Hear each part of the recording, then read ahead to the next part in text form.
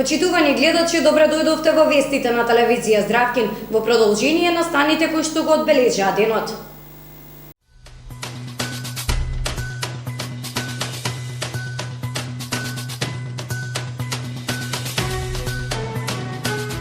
Велешани дише од загаден воздух.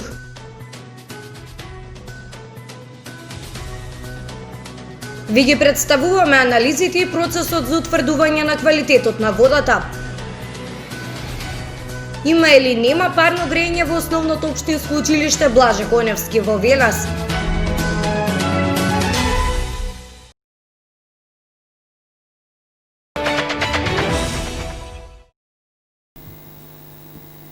Според последните информации на Америчкиот индекс за квалитетот на воздухот во Велес од 26 октомври до денеска 28, загадувањето е присутно во текот на целиот ден, додека медицинските списанија објавија дека долготрајната изложеност на загадениот воздух може да доведе до зголемување на ризикот од смрт од COVID-19 во просек за околу 15% и предизвикува предвремена смрт кај луѓето. Загадениот воздух е опасен по здравјето на сите луѓе, предизвикува потешкоти во дишењето како и попречување на нормалното функционирање на белите дробови. За жал со пандемијата од коронавирусот, загадувањето овозможи подолго задржување на частичките од вирусот во воздухот поради густината предизвикана од загадувањето. Како што покажуваат мерните станици на територијата на Велес, во текот на изминатите 72 часа воздухот е загаден. Поточно станува збор за мерка која што прави сума на сите измерени вредности од сензорите на една станица, прикажувајќи загаденоста на европската скала од 0 до 100. Колку е повисока мерката, толку е позагаден воздухот според бар еден од сензорите на станицата. Според последните информации на Америчкиот индекс за квалитетот на воздухот од 26 октомври до денеска 28, загадувањето во Велес е присутно во текот на целиот ден. На 26 октомври најголемо загадување во текот на денот е од 20 до 22 часот. На 27 октомври загаденоста е присутна највеќе во вечерните часови, поточно од 18 до 22 часот, додека денеска забележуваме голема загаденост и во раните утрински часови, поточно во 10 часот утрово. Она што можеме да констатираме од графичкиот приказ е дека Велешани се гушат од опасните загадливи честички во воздухот, додека медицинските списанија објавија дека долготрајноста, односно долготрајната изложеност на загадениот воздух може да доведе до зголемување на ризикот од смрт од COVID-19 во просек за околу 15% и предизвикува предвремена смрт кај луѓето.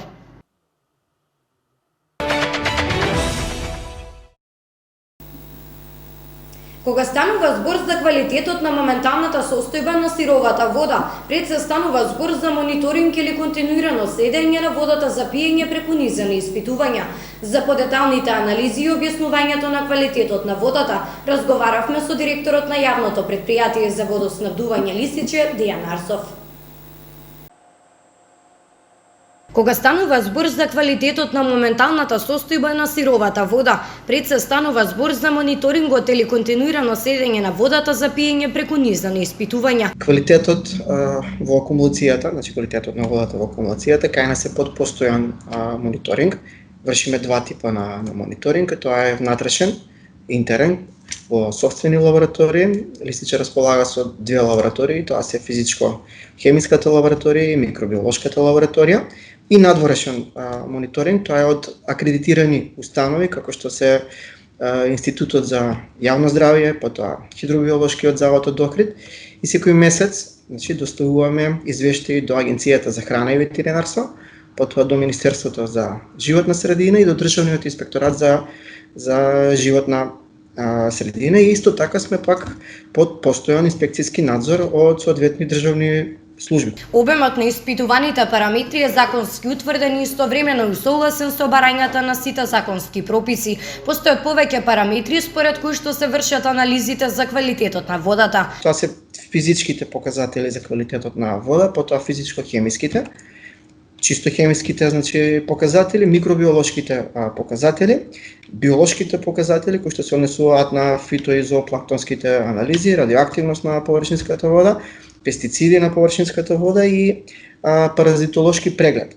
Сега дел од овие, тоест првите 4 ги вршиме ние самите, во нашите лаборатории, тоа се процеси кои што секојдневно се случуваат, а останативе сите заедно па ги вршиме заедно со соработка со овие институции. Квалитетот на водата зависи од повеќе фактори. Дел од нив се всушност дел од водата која што влегува од двете реки што е полна, тоа се Тополка и Врановска река, од количината на водата во акумулацијата, од метеоролошките услови како и примената и почитувањето на заштитните мерки и активности во просторот и намената од страна на населението.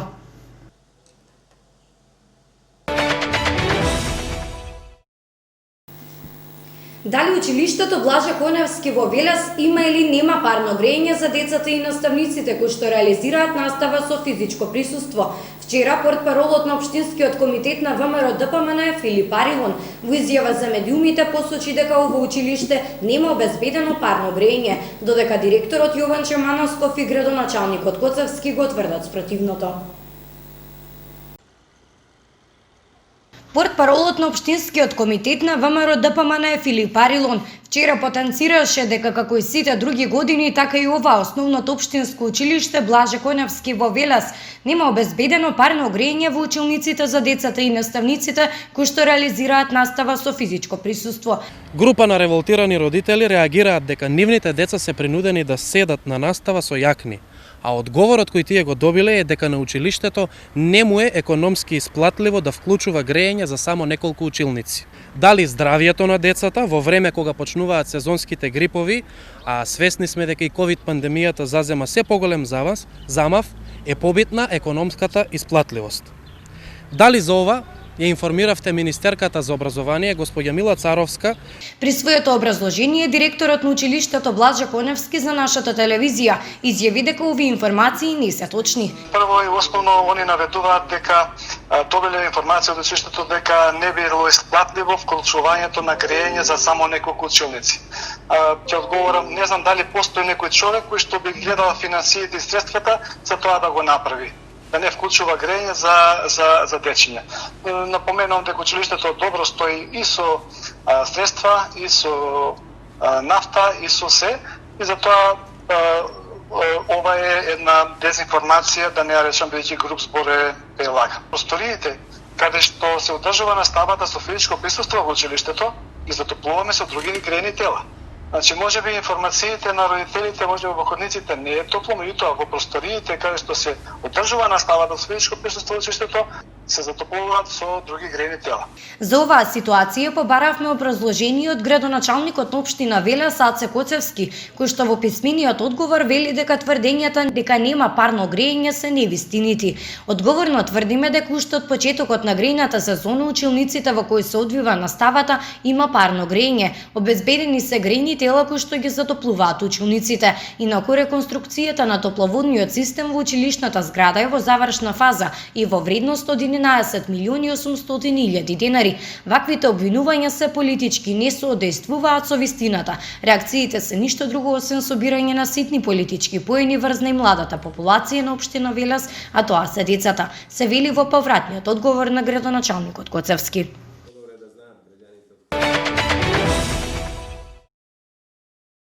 Продолжуваме со вестите од Македонија. МОН преку соопштение ги известува сите корисници на студентски стипендии дека го продолжи рокот за достава на потребните документи за продолжување на стипендиите до 31.11.2020 година. Министерството за образование и наука известува дека сите корисници на правото на студентска стипендија, остварено во некој од изминатите академски години, а кои ги исполнуваат договорните услови за продолжување на истото, дека крајниот рок за достава на документите до МОН се продолжува до 30.11.2020 година. Корисникот на стипендија треба да достави потврда за запишен нареден семестар, односно година на студирање, уверение, односно потврда за предвидени и положени испити со успех од претходните години и индекс на увид, како докази дека има положено 80%, односно 90%, зависно од типот на стипендијата кој го користи од предвидените испити, односно дека го одржал просечниот успех на студирањето согласно договорот за стипендија. Документите се доставуваат преку писарницата на МОН или по пошта, препорачена пратка со повратница на адреса булевар Свети Кирил Методи, број 54 Илјада, Скопје.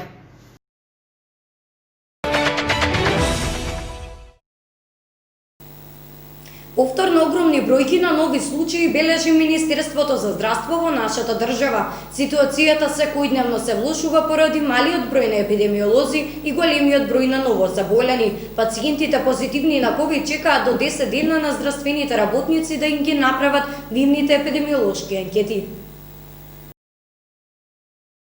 Бројот на епидемиолози во нашата држава е значително мал и скоро недоволен за сите нови случаи кои што се потврдуваат на коронавирусот.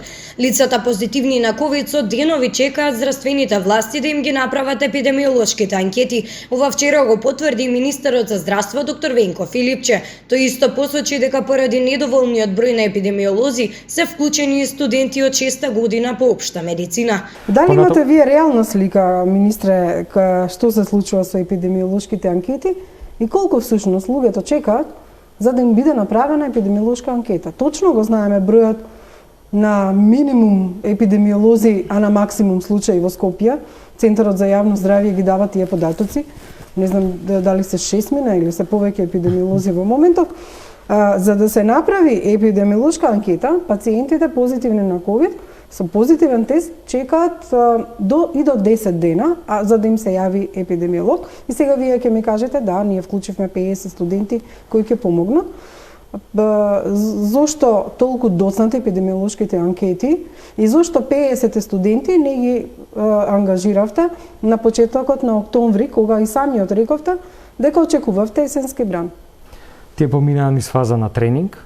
Имаше тренинг и од Светска здравствена организација, од нашите експерти, за да се вклучат во работата. Направивме организација со медицинскиот факултет да им се признае стажот. Значи да не биде тоа време кое што нема да им се признае во стажот во кој што тие практично од фазата на едукација се наоѓаат. И знам дека, точно е, свесни сме, дека заради малиот број на епидемиолози, 5 односно 6 во Институтот за јавно здравје и столкав број во Центарот за јавно здравје, луѓето едноставно и покрај тоа што работеа денонокно, во еден момент не можеа да постигнат со епидемиолошките анкети. Но има и еден друг овој проблем со кој што епидемиолозите се соочуваат, а тоа е што луѓето многу често, согласно статистиката која што ја правиме, за жал не ги кажуваат точните податоци. А на кој да му ги кажат, министре, ако не ви се јави епидемиолог или помошникот, асистент или тракерот кој ќе биде обучуван, да ве праша. Телефонските повици ги добиваат во најголем број случаи, особено во месецов кога се зголеми, многу доцна. Точно е, и затоа се направи ова појачување на тимот од студентите. Едноставно, тоа е бројот на епидемиолози, тоа е бројот прилично лимитиран и на инфектолози.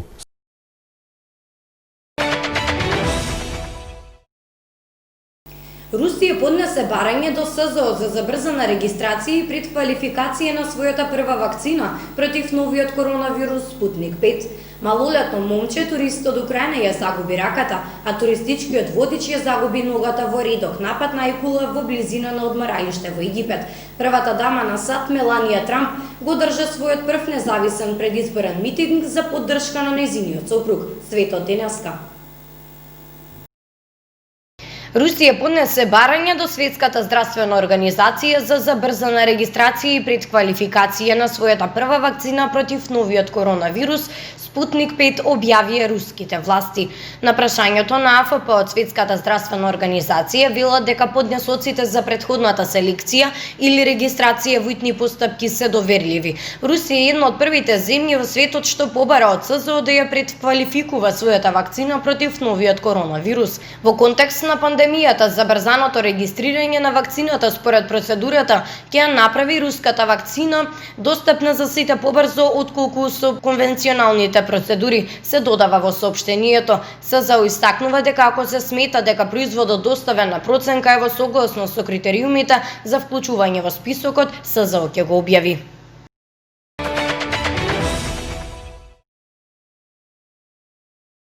Малолетно момче турист од Украина ја загуби раката, а туристичкиот водич ја загуби ногата во редок напад на ајкула во близина на одморалиштето Шарм ел Шејх во Египет на Црвеното море, објавија тамошните власти. Нападот се случил викендов кога двајца туристи, мајка и син и нивниот туристички водич нуркале во националниот морски парк Рас Мохамед, се наведува во соопштенијето на Министерството за животна средина. Повредените биле пренесувани во блиската болница, а првичната истрага покажала дека луѓето биле нападнати од океанска белоперка долга 2 метри. Во соопштенијето на Украинската државна агенција за туризам се вели дека 12 годишното дете потоа било на интензивна нега и дека лекарите со операција не успеале да му ја спасат раката.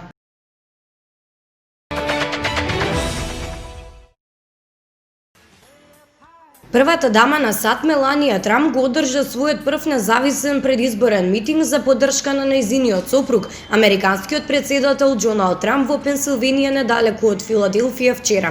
За време на својот говор Меланија Трамп пред неколку стотици приврзаници го нападна демократскиот претседателски кандидат Џо Бајден и медиумите, пофалувајќи го досегашниот учинок на нејзиниот сопруг. Таа се обиде да ги обвини демократите затоа што според неа тие ги создаваат своите лични интереси пред благосостојбата на американскиот народ и се фокусираат на лажните барања за отповикување на претседателот на место на епидемијата на вирусот корона.